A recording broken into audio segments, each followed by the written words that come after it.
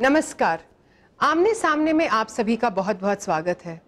आज हमारे साथ ऐसी शख्सियत हैं जिनको परिचय की कोई ज़रूरत नहीं। जी हाँ, आज हमारे सामने हैं श्री श्री रविशंकर। गुरुदेव प्रणाम। गुरुदेव, एक विरोधाभास नजर आ रहा है दुनिया में। वैसे तो लोग इतनी शांति की बात कर रहे हैं जितनी शायद युगों से नहीं हुई, और दूसरी तरफ हम लोग बढ़ती हुई अशांति देख रहे हैं गाजा में, और यजीदी जिनकी भी आपने बात उठाई। क्या इंसान वाकई शांति चाहता है? प्रकृति विरोधाभास पूर्ण है। यहाँ सब कुछ विरोधाभास होता ही है। यहाँ पर जहाँ शांति अशांति होती है वहाँ शांति की मांग होती है। ये सहज ही है और दुनिया में ये चलता रहेगा, ये नई बात नहीं है। पुरातन जमाने से जहाँ ऋषि मुनियों के आश्रम रही, जहाँ इतना शांतिपूर्ण वातावरण रहा, उन्हीं दिनों में भी कहीं ना कहीं युद्ध तो चलता ही रहा। मगर हमारा प्रयत्न चालू रखना चाहिए। हमें हमारा स्वभाव क्या है? शांति पैदा करने का। वो काम हमको करते रहना चाहिए। आज के दिन जो युवाओं हैं उनको एक तलाश है पुरुषोत्तम की, मर्यादा पुरुषोत्तम की। लेकिन अगर हम लोग आज के दिन वर्ल्ड लीडर्स को भी देखते हैं गुरुदेव, तो क्या आपको एक वैक्यूम नजर आ रहा है कि वो लीडरशिप नहीं है जो एक आइडल बन के युवा के सामने खड़ी हो? देखिए, जब युवा कुछ आइडल चाहता है वो कहीं ना कहीं ढूंढ निकालेगा। पहली बात तो चाहे जीवन में आदर्श को स्थापना करने की इच्छा तो जगे, ये जगाना जरूरत है। ये हमारे शैक्षणिक पद्धति में इसको डालना पड़ेगा। मेरा अगला प्रश्न इसी से जुड़ा हुआ था गुरुजी, कि क्या आप ये मानते हैं कि शिक्षा ही एक अकेला ऐसा रास्ता है जिससे कि एक इंडिविजुअल का या फिर शिक्षा देश और का? संस्कार, घर में संस्कार देना चाहिए, समाज का भी एक संस्कार देने का एक वो है, फिर साथ साथ प्रशिक्षण, दोनों से चलेगा। और जो हमारा फिलहाल जो हमारी शिक्षा प्रणाली है जिसको हम लोग, उसमें बहुत कमियां हैं। हमारी शिक्षा प्रणाली में बहुत सारे कमियां हैं। हम युवाओं को एक इंफॉर्मेशन के ब्यूरो बना देते हैं, एक व्यक्तित्व निखर के नहीं आ रहा है उनमें। ये जरूरत है, व्यक्तित्व निर्माण बहुत आवश्यक है। कहाँ से शुरू करें गुरुजी, क्योंकि बहुत बड़ा शब्द है। जो जहां खड़े हैं वहीं से शुरू हो सकता है। ऐसा नहीं सोचना है कि सिर्फ बच्चों से शुरू करो तभी होगा, नहीं। युवाओं में भी शुरू हो सकता है, वयस्क भी अपना व्यक्तित्व निर्माण कर सकते, किसी भी समय पर कर सकते हैं। उसी के लिए तो हमारे पास योग है, प्राणायाम है, ज्ञान है और सेवा का मनोभाव है। अब लोग सब जुड़ के सेवा का काम में लग जाए, उनके व्यक्तित्व में इतना विकास आ जाता है। आपने एक और अभी एक प्रयास शुरू करा है जिसके अंदर आप खेल कूद के जरिए भेदभाव को खत्म करना चाह रहे हैं। क्या इंटरनेशनली भी ये पॉसिबल है? और मेरा इशारा खास करके पाकिस्तान की तरफ है। देखिए, पाकिस्तान में भी हमारा सेंटर है, 3 जगह सेंटर चल रही है। लोग तो अच्छे हैं, जब वेस्टेड इंटरेस्ट उसमें आ जाते हैं, सियासी बात आ जाती है, मगर और वहाँ आतंकवाद से वो लोग बहुत ज़्यादा परेशान हैं। आतंकवाद एक बहुत बड़ी प्रश्न है, और जिसको शुरू कर दिया वहाँ पर फिर उसी से वो लोग खुद ही तंग हैं। इसलिए अभी क्या आम जनता की आवाज़ उठे, यदि हम ये हिंदुस्तान, पाकिस्तान, बांग्लादेश, श्रीलंका, ये जितने हमारे साउथ ईस्ट एशिया के देश हैं, ये सब यदि इकट्ठे हो जाए ना, गरीबी खत्म हो जाएगी, यहाँ की आर्थिक परिस्थिति अच्छी हो जाएगी, वैज्ञानिक प्रगति में बहुत ज़्यादा आगे बढ़ सकते हैं सारे देश मिल करके। वो छोड़ के ये आतंकवाद में जब और छोटे मन में ये सब फंस जाते हैं ना, इसी से बहुत नुकसान हो रहा है। खास ये ख्याल इन लोगों के दिमाग में आ जाए तो बहुत अच्छा है। गुरुदेव, कल से लेके आज तक विज्ञान और फेथ, अगर हम लोग साइंस और फेथ को लेते हैं तो उसमें कश्मकश चलती रहती है। वैसे तो आपकी शिक्षा को कोई नहीं नाप सकता। हिंदुस्तान में कभी नहीं चला। हम ज्ञान विज्ञान तृप्तात्मा बोले, भगवान गीता में बोले है ना, तो यहाँ पर विज्ञान के साथ ज्ञान का कभी नहीं टकराव हुआ। यहाँ हमेशा यहाँ कहे हैं हम लोगों ने कि पहले तत्व ज्ञान, तत्व माने क्या? 5 तत्व को पहले जानो, पृथ्वी, जल, अग्नि, वायु, आकाश, इन तत्वों का ज्ञान करके आत्मज्ञान पा लेना है। तो इसलिए भारत देश एक ऐसी देश है जहां विज्ञान और अध्यात्म का कभी नहीं टकराव हुआ। लेकिन सर आपकी फॉलोइंग तो पूरी दुनिया में है, तो ये जो एक आपकी फॉर्मल एजुकेशन की डिग्रीज है फिजिक्स एंड वैदिक लिटरेचर, तो क्या आप जो खास करके वेस्ट में ये एक प्रश्न चिन्ह लगा रहता है, आप उनकी गुत्थी को कहाँ तक उनको समझा पाए हैं ये बात? हाँ, वो बहुत लोग पसंद कर रहे हैं इसको। उनको आ रहा है ये समझ? हाँ, बहुत समझ में आ रहा है। वो लोग पहले समझते थे गैलीलियो ने पता लगाया पृथ्वी गोल है, ऐसी बात तो नहीं। यहाँ तो उससे पहले कई हजारों साल पहले हम तो कहते रहे भूगोल, बिल्कुल बिल्कुल कहते आए हैं। अभी हम मिडिल ईस्ट में भी हमारा काम चल रहा है, ये राहत का काम कर रहे हैं ये एसिडीज। हाँ जी, हमने सुना है। हाँ, उनका देखिए ये एक पुरातन संस्कृति है उन लोगों का, जो 23 मिलियन लोग थे, माने 2 करोड़ 30 लाख लोग थे, आज सिर्फ 10 लाख लोग रह गए। और आपको लगता है विश्व ने आंखें मूंद रखी हैं जी? यही लग रहा है, यही लग रहा है कि लोगों ने उनको नजरअंदाज कर दिया, इनकी समस्याओं को।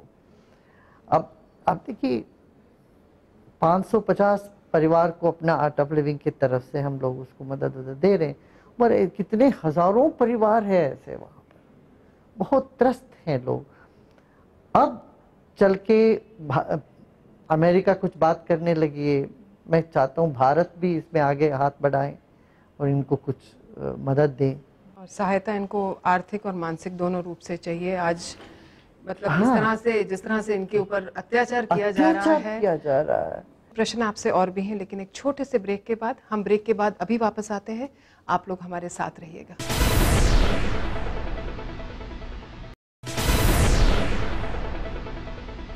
ब्रेक के बाद आप सभी का स्वागत है। जब हम लोग बात करते हैं महिला सशक्तिकरण की गुरुजी, तो आप क्या मानते हैं कि महिला सशक्तिकरण की क्या मायने हैं? क्या वो कल्चर और ट्रेडिशन से डिफर करता है?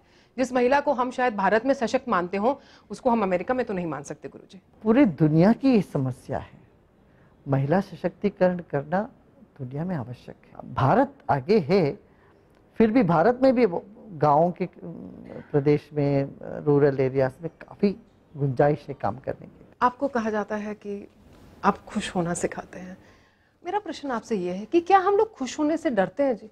खुश होते ही कह देंगे टचवुड, अरे नजर नहीं लग जाए, किसी को बताना मत, ये हो गया। क्या हम लोग खुशी से डरते हैं? कुछ इस तरह का हो गया था कि जो चीज रेयर होती है ना, हम जो रोज की बात नहीं होती, कभी कभी जो खुश होते हैं उनको ये लगता है कहीं ये खो ना जाए हम। यदि हम ये जान लेते हैं कि खुशी जो है ना, प्रसन्नता हमारा स्वभाव में है, तो उसको खोने की डर नहीं लगता।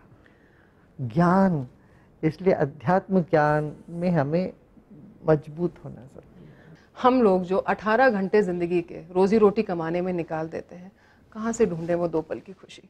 क्या करें कि हम खुश रहना शुरू करें? बस ये संकल्प बड़ी कर देना चाहिए, हमें ये संकल्प लेना चाहिए, चाहे कुछ भी हो जाए मैं खुश रहूंगा आज।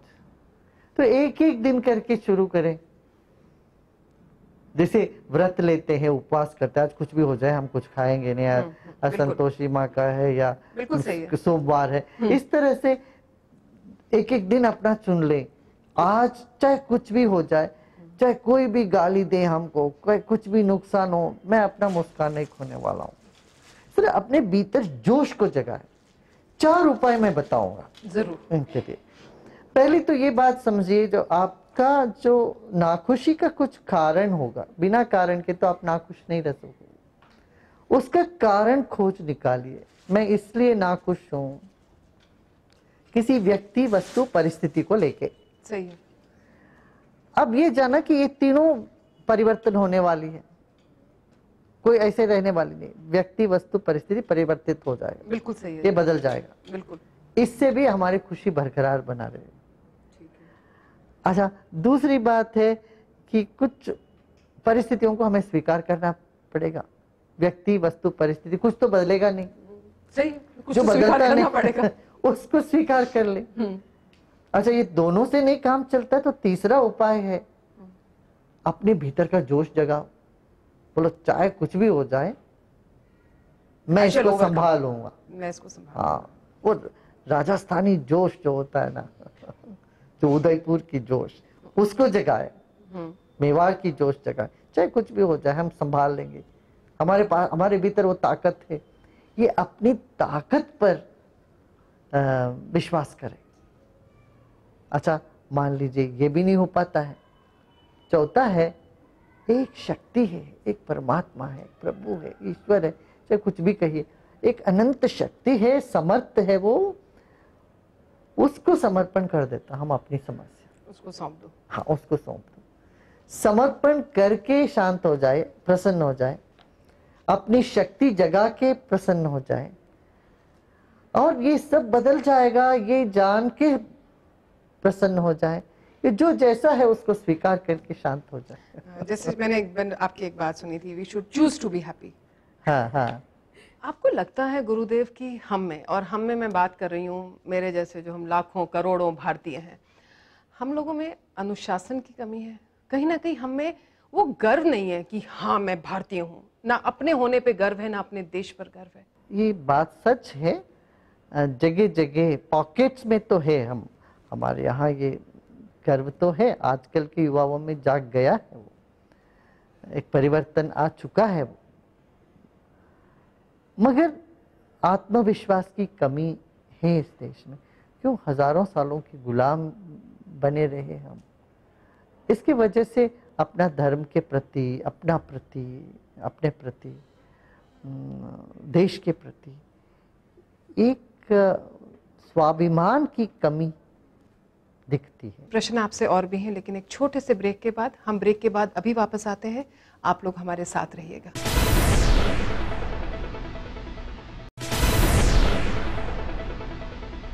ब्रेक के बाद आप सभी का स्वागत है।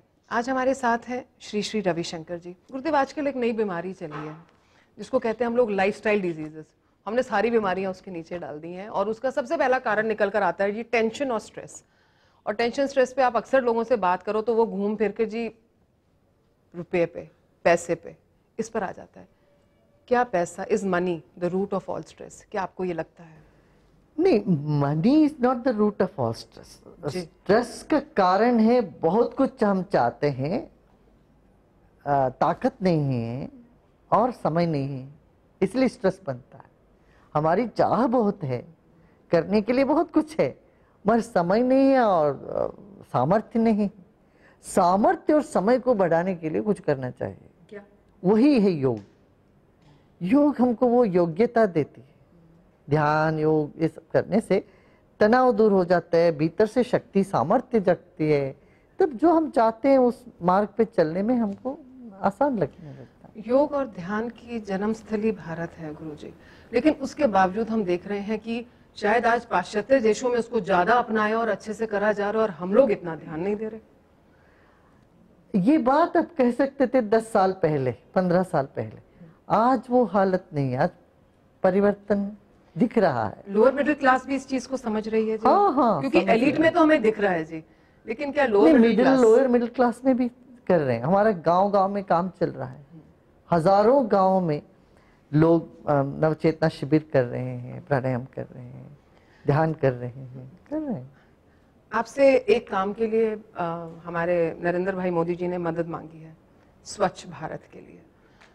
देखिए, ये काम तो हम बहुत साल से कर रहे हैं। हमारा 5H प्रोग्राम में अभी 8 साल पहले हमने इसको ले लिया था।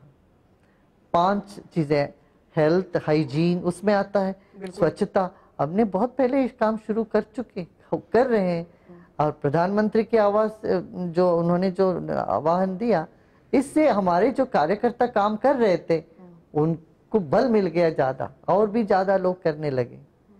ये काम तो निरंतर हमारा चल ही रहा है। सच होगा स्वच्छ भारत का सपना होना चाहिए तो है गुरुजी, लेकिन आप तो अपनी दिव्य दृष्टि से ये देख के बताइए कि होगा या नहीं होगा। जरूर देखिए, it's a matter of education.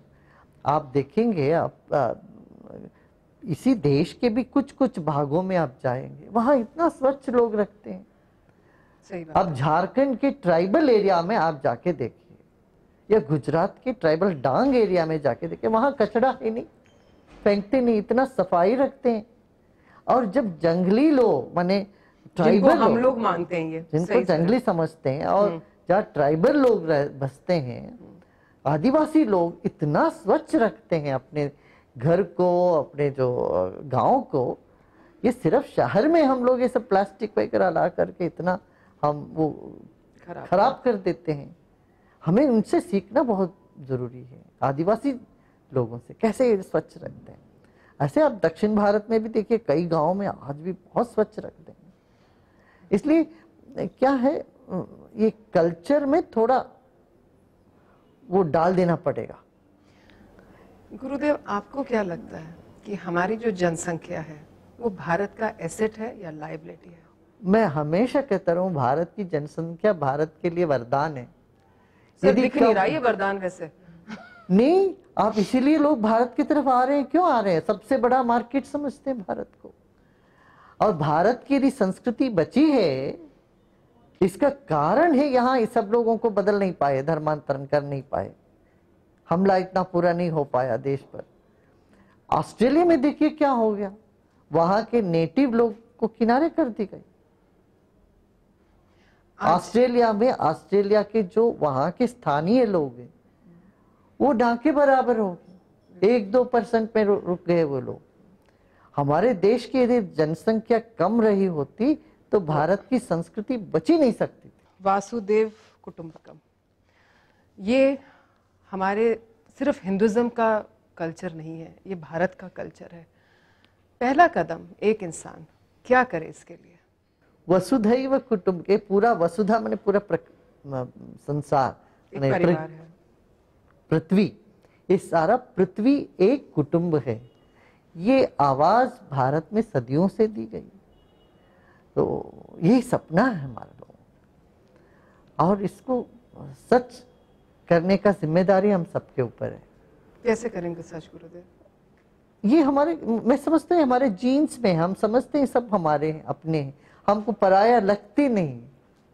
ये आपने सही कहा, हमको पराये लगते नहीं है, तभी शायद समय समय पे हम लोग धोखा खाते हैं, लेकिन फिर भी ठीक है। फिर भी यही प्रेम का मंत्र है, कोई पराया नहीं है। हिंदू धर्म बहुत पुराना है, oldest religion of the world है। क्या आपको लगता है कि आज फिर एक बार जरूरत है हम लोगों को कि हम ये सोचें कि जो हमारे धर्म में कुरीतियां हैं उनको साफ किया जाए, उनको निकाला जाए? क्योंकि आपने खुद कहा आज भी हम लोग जाति के नाम पर अपने ही भाइयों को अपने से दूर रखते हैं, और ये हमारे धर्म की एक कमजोरी ना बन जाए आगे चल के। पहले तो थी। हाँ, देखिए भारतीय धर्मों में सुधारण सदियों से चलता आ रहा, हम कभी भी सुधारण के विरोध में थे ही नहीं, हुआ नहीं। हाँ, कुछ तत्व तो इसके विरोध में बोलते हैं, वो हमेशा सभी जगह दिखते हैं। पर भारतीय ये जो संस्कृति है ये वेरी अडेप्टेबल है। हमारा जो संस्कृति, हम अपना मूल को पकड़े, और यहाँ जो